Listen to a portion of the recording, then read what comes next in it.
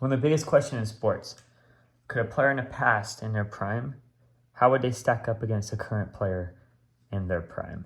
Well, I'm here to discuss John McEnroe and how he would be successful in this current era.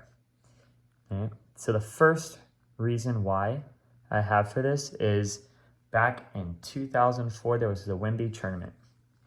Now, McEnroe retired at 33 years old, and he was playing this tournament at 45 years old. This was 2 years before his comeback in 2006, where he won a tournament in 2006 in doubles with Yorkman. Okay, so I'm here to talk about singles. So in 2004, he played Andy Murray, who was 17 years old and number one in the world in juniors. Okay, John McEnroe won this match. It was one set, 6-1 in 24 minutes. Now, John McEnroe said before this tournament that he thinks that he could compete with anyone in the world at 45 years old, but just one set. All right. So a lot of critics are going to say, well, look, Andy Murray was 17 years old. I give you that. So tennis is, we know as tennis coaches and tennis players, a very mental game, right? So, but that's not what we're talking about, because when people say that McEnroe couldn't play in this era, they talk about the pace, the spins, all that stuff. And that with continental grip, he can't handle it, right? Catches it late and wouldn't be able to stay in the points. Well, yes, Andy Murray wasn't in his prime mentally, but he could crack that ball at 17 years old with the current game, right? So that debunks that myth right there, that he couldn't handle the current generation's spins and pace. Not only that, but later on in the semifinals, he played Mario Ancic. Mario Ancic was top 20 in the world at this time, guys. McEnroe was retired for 12 years at this point. And it was 6-8. Went to 8-game pro set that time. And he got broken at the very end. And Mario Ancic was getting frustrated. So, and to tell you how good Ancic was, 2 years later, he would go on to be 8th in the world and get to the semifinals of Wimbledon, beating Djokovic in 5 sets on his way there. Okay. So, again, those two matches right there, I believe, debunks the myth of could he handle the pace. It's pretty amazing, actually, that with his technique, that he's that talented that he could do that. Now, the next thing is in 2006 on the Outback Steakhouse, they have the older players playing, the legends playing each other. If you remember, I can't remember if it was 92.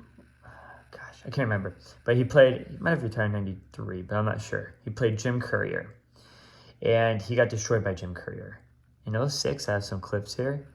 He beat Courier. And the only thing that changed really is the technology. So this really helped him and gave him the edge to actually even outpower guys that came later than him with more current technique. Okay? So again, that proves my point that with this technology, he definitely could have competed in this era. I mean, at 45, he wasn't as fast as he used to be either, right? Not even close. They say a back injury actually is what slowed him down after he still has the best record ever in the modern era back in 1984, where I think he had 82 wins and 3 losses. No one's had a better season than that. Not Djokovic, not Federer. So taking that into account, we talked about Andy Murray's not being mentally there all the way because of his youth. Well, what happened to Federer at Wimbledon against Djokovic is he started aging out. You start making a little bit of mistakes as you start getting older, right? The mental focus isn't there. So those two things were going against McEnroe, and he still won that match. But so he's beating Courier, who he would get overpowered by. I told you how he competed against 2 players in this current era. Well, not this current era, sorry. It was the 2000-2010 era, but Andy Murray's still competing here. And, my last argument of this is, look, as a tennis coach, you're looking for, athleticism, grit, and hand-eye, okay? But there's one thing you can't teach. You can improve it, but there's different talent levels to it, and that's the hand-eye.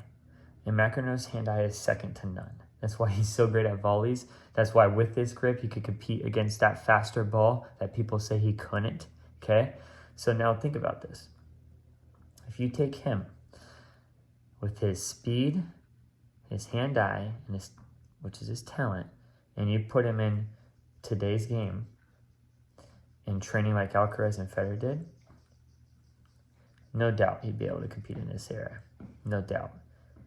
But even without doing that, if you take those same courts, let's say we had those same courts that we did in the 2000s, 2010, where it's a little bit faster, and you put him in his prime, I think he would do all right.